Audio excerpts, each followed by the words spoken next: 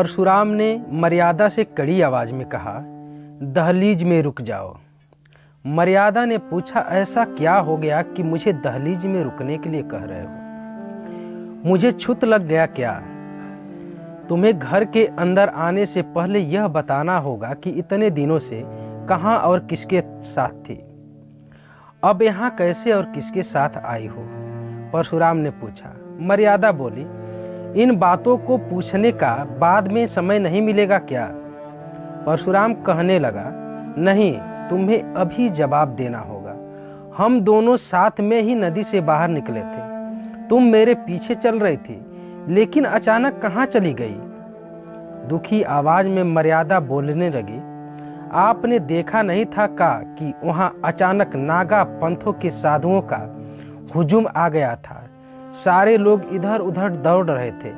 तभी मुझे धक्का लगा और मैं न जाने किस दिशा में चली गई। जैसे ही थोड़ी भीड़ कम होने लगी, मैंने आपको खूब पुकारा। अच्छा, तब क्या हुआ? परशुराम ने पूछा।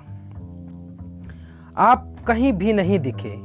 मैं तो रोने लग गई। संध्या तक वहीं बैठी। फिर एक लड़के ने आकर मुझसे पूछा, तुम खो गई हो? मैंने जैसे ही हाँ कहा तो उसने मुझसे घर का पता और पति का नाम पूछकर एक डायरी में लिख लिया। फिर मुझे कहा कि तुम्हें घर तक हम पहुंचा देंगे, बस तुम्हें अभी मेरे साथ चलो। मेरे पास कोई रास्ता भी न था तो मैं उसके साथ चल दी। परशुराम ने एकदम पूछा, वो तुम्हें कहाँ ले गया और वो कौन था? मर्यादा बोली, वह एक समिति का सेवक था जो मुझे अपने कार्यालय लेकर गया था। वहाँ उसका अध्यक्ष और कई सारे स्वयं सेवक थे। उन्होंने मेरा पता एक रजिस्टर में लिखा और एक घर में भेज दिया जहाँ खोई हुई कई सारी महिलाएं थीं। परशुराम ने सवाल किया, तुमने उस अध्यक्ष से तभी क्यों नहीं कहा कि मुझे घर भेज दीजिए? मर्यादा ने कहा, मैंने कई बार उससे मुझे घर पहुंचाने के लिए कहा, लेकिन वो बार बार यही कहते थे कि मेला खत्म होने के बाद वो सारी महिलाओं को एक साथ ही घर भेजने की व्यवस्था करेंगे। इसकी वजह से पैसा और लोगों की कमी थी। मैंने उन्हें कहा कि मेरे गहने ले लीजिए और घर पहुंचा दीजिए। इन गहनों के अलावा भी मैं और ज़्यादा पैसा दे सकती हूँ, बस मुझे मेरे पति के पास तक पहुँचा दो। लेकिन उन्होंने मेरी एक न सुनी और मुझे भी अन्य स्त्रियों के बारे में जब पता चला तो थोड़ा राहत मिल गई थी। परशुराम बोला, ठीक है, लेकिन तूने मुझे तार क्यों नहीं दिखवाया? मर्यादा ने बताया कि मैं पूरी रात उन महिलाओं के साथ उसी कमरे में थी। अगले दिन मैंने सोचा कि जब ये लोग मुझे घर भेज ही देंगे तो तार की क्या जरूरत। फिर परशुराम पूछने लगे, रात भर सारी महिलाएं एक ही कमरे में थी तो कमरे में युवक भी आते जाते रहे होंगे। मर्यादा ने जवाब दिया, नहीं नहीं, केवल एक बार कोई युवक खाने के लिए पूछने आया था। जब सबने खाना खाने से मना कर दिया तो वो लौट गया। उसके बाद एक महिला के पेट में दर्द उठा था तो अध्यक्ष साहब 2-3 बार दवा पिलाने कमरे में आए थे। झट से परशुराम ने कहा, देखो अब निकली ना असली बात। मैं इन लोगों को खूब अच्छे से जानता हूँ। मर्यादा नाराज होते हुए बोलती है, आप किसी सज्जन व्यक्ति पर ऐसे आरोप नहीं लगा सकते हैं। वो मेरे पिताजी के उम्र के थे। दूसरा, उनकी आंखें हमेशा नीची रहती थी। परशुराम बोले, हाँ, वहाँ के सारे आदमी देवता थे। तुम ये बताओ कि अगले दिन क्या हुआ? मर्यादा ने कहा, अगले दिन भी मैं वहीं रही। दिन के समय एक स्वयं सेवक हम सभी महिलाओं को कई पवित्र स्थल लेकर गए। लौटकर सबने खाना खाया। परशुराम ने पूछा, तुम वहाँ महिलाओं के साथ आनंद लेती रही? मेला तो अगले दिन ही खत्म हो गया होगा ना? खाना खाने के बाद तो गाना बजाना भी हुआ होगा। मर्यादा ने बताया, नहीं, गाना बजाना तो नहीं हुआ, लेकिन सारी महिलाएं अपने दुख के बारे में बात करती रहीं। शाम को मेला उठा तो उसके बाद 2 सेवक सारी महिलाओं को स्टेशन ले गए। परशुराम बोले, तुम तो वहाँ 7वें दिन आई हो और वो भी अकेली। मर्यादा बोली, हाँ, स्टेशन में कुछ दुर्घटना हो गई थी जिस वजह से देर हो गई। परशुराम ने कहा, क्या हुआ था? मर्यादा ने बताया कि जैसे ही वो सेवक टिकट लेने गया तो एक आदमी ने कहा कि गोपीनाथ धर्मशाला में एक इंसान ठहरा हुआ है जिसकी पत्नी खो गई है। उसने जैसा हुलिया बताया वो मुझसे मिलता था।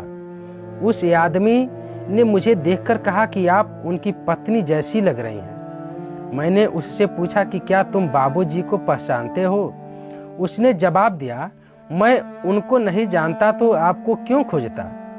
आपका बच्चा काफी रो रहा है। तब सारी औरतों ने कहा कि चली जाओ, तुम्हारे पति परेशान हो रहे होंगे।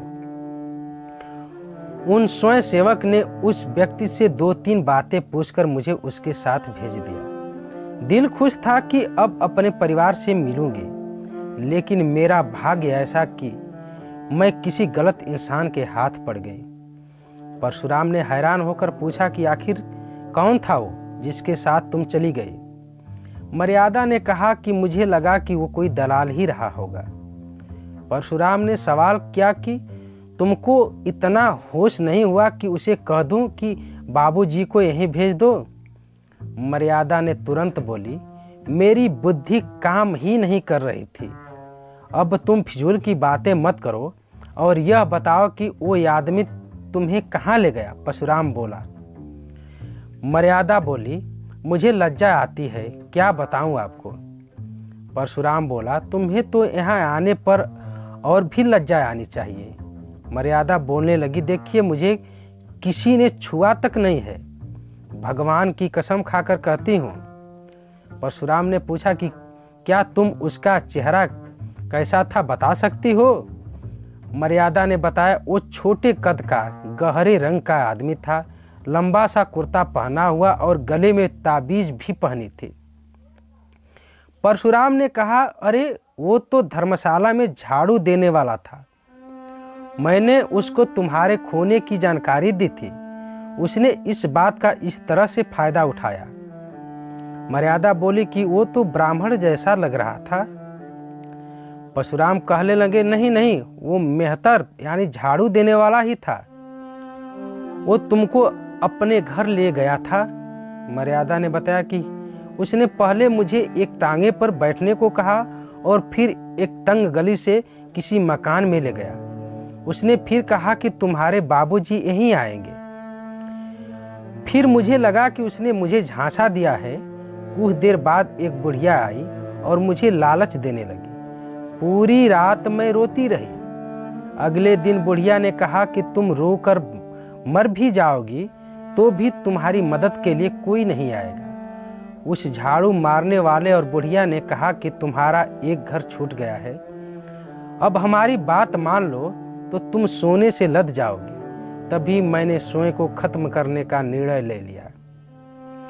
परशुराम ने मर्यादा को रोकते हुए कहा कि ठीक है, मैं मान लिया कि तुमने अपने सतीत्व को खत्म होने नहीं दिया, लेकिन मैं तुम्हें अपना नहीं बना सकता हूं। मर्यादा ने कहा कि स्वामी, आप ऐसा मत कहिए, मैं आपकी वही पहले वाली पत्नी हूं, मुझे किसी ने छुआ भी नहीं है। आपका ऐसा करना मेरे साथ अन्याय होगा। परशुराम ने कहा कि यह अन्याय नहीं है, बल्कि भगवान का खेल है। मैं 6 दिनों से यही सब सोच रहा हूँ। मुझे समाज की चिंता नहीं है, लेकिन तुम पर किसी दूसरे की नज़र पड़े, अब मैं तुम्हें कैसे अपनी पत्नी के भाव से देख सकूंगा? मर्यादा बोलने लगी, क्या आपको मेरी स्थिति पर दया बिल्कुल भी नहीं आती है? परशुराम ने कहा, घृणा के स्थान पर दया बिल्कुल भी नहीं आ सकती है।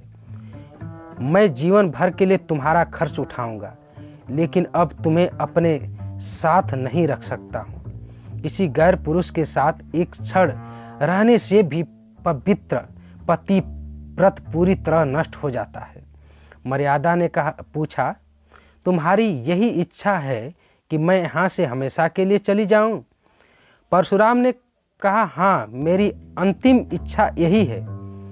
मर्यादा बोली, ठीक है, फिर लेकिन क्या तुम मुझे वासुदेव को अपने संग ले जाने दोगे? परशुराम बोल पड़े, बिल्कुल नहीं, वो मेरा बेटा है। मर्यादा ने पूछा, क्या मैं उसे आखिरी बार देख सकती हूँ, अपने बेटे को प्यार कर सकती हूँ? परशुराम ने जवाब दिया, मेरा मन तो नहीं है, लेकिन तुम्हें मन हो तो दूर ही से देख लो। मर्यादा ने कहा, ठीक है, अब जाने दो, सोच लूँगी कि मेरा कोई बेटा ही नहीं था और मैं विधवा हूँ। आज से भाग्य मुझे जहाँ ले जाएगा मैं वहीं जाऊँगी। कहानी से सीख, विपरीत परिस्थिति में किसी भी गैर पर यूं ही भरोसा नहीं कर लेना चाहिए। अपनी आँख और कान के साथ ही बुद्धि का भी उपयोग करना चाहिए। धन्यवाद।